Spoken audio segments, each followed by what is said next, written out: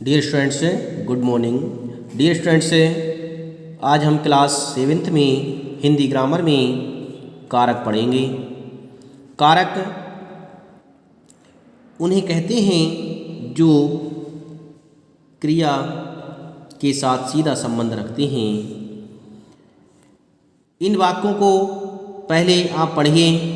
मोहन ने गीता से कुछ कहा। किसने किससे क्या?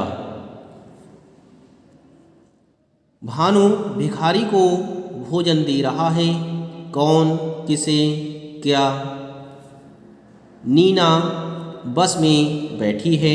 कौन कहाँ? उपर्युक्त वाक्यों में रंगीन पद किसी न किसी रूप में क्रिया से जुड़े हुए हैं। क्रिया संज्ञा, क्रिया सर्वनाम, संबंध कारक कहलाते हैं। इन संबंधों को हिंदी परसर्गों द्वारा प्रकट किया जाता है। परसर्गों को कारक चिन्ह भी कहते हैं। डियर स्टूडेंट्स, इस तरह से परसर्गों को कारक चिन्ह कहा जाता है।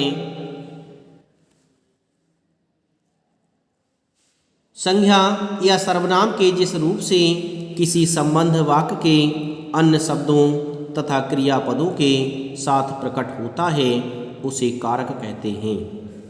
संज्ञा या सर्वनाम के जिस रूप से उसका संबंध है वाक्य के अन्य शब्दों या क्रियापदों के द्वारा प्रकट होना पाया जाए उसे ही कारक कहेंगे।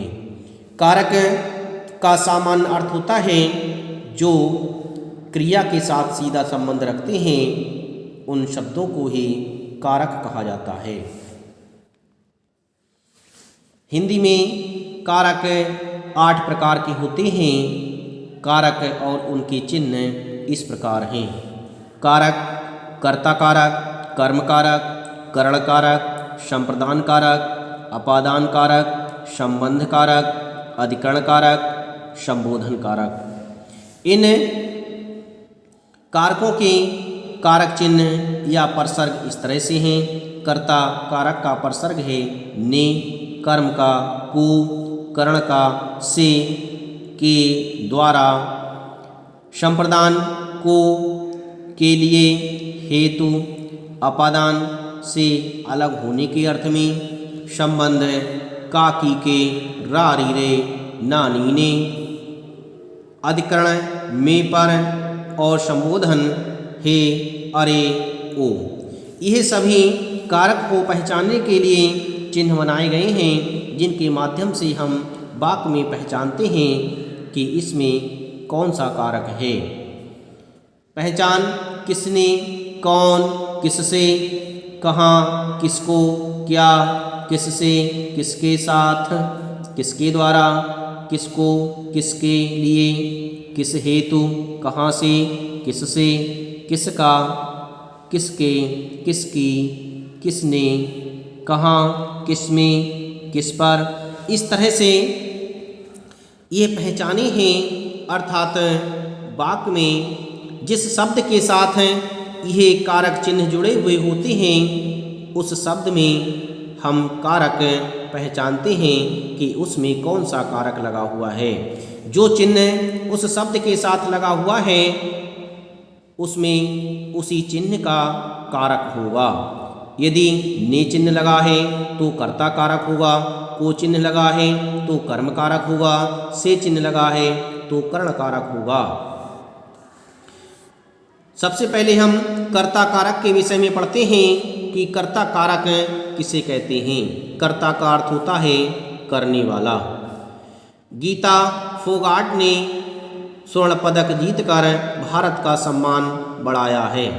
उपर्युक्त वाक्य में सम्मान बढ़ाने वाली गीता फोगाट है, अतः कर्ता वही है और उसका ज्ञान करा रहे हैं ने। परसर्ग कर्ता कारक का परसर्ग ने होता है। इसमें ने परसर्ग आने से हम पता कर सकते हैं कि गीता फोगाट में कौन सा कारक है। ने चिन्ह कर्ता कारक का होता है, इसलिए गीता फोगाट शब्द में कर्ता कारक होगा। शब्द के जिस रूप से क्रिया के करने वाले का बोध हो उसे कर्ता कारक कहते हैं। इस तरह से आपके बुक में बहुत से उदाहरण दिए गए हैं जिनसे हमें कर्ता कारक की पहचान हो सकती है। अब हम पढ़ेंगे कि कर्म कारक क्या होता है। कर्म कारक अध्यापका छात्रों को पढ़ा रही है, नीतू कपड़े सुखा रही है।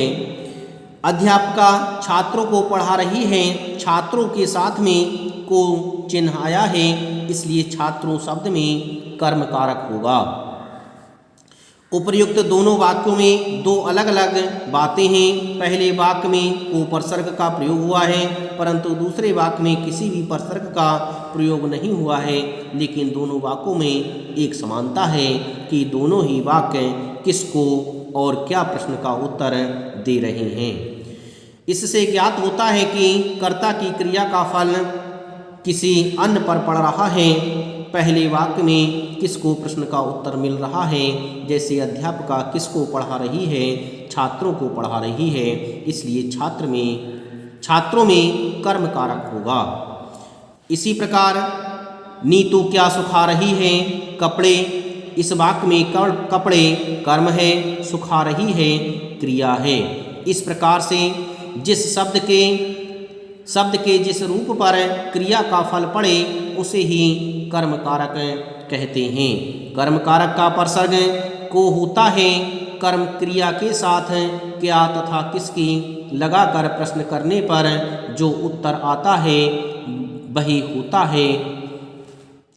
जैसे छात्रा उत्तर लिख रही है, छात्रा क्या लिख रही है, तो उत्तर प्राप्त हुआ उत्तर। इस तरह से उत्तर शब्द में कर्म कारक होगा।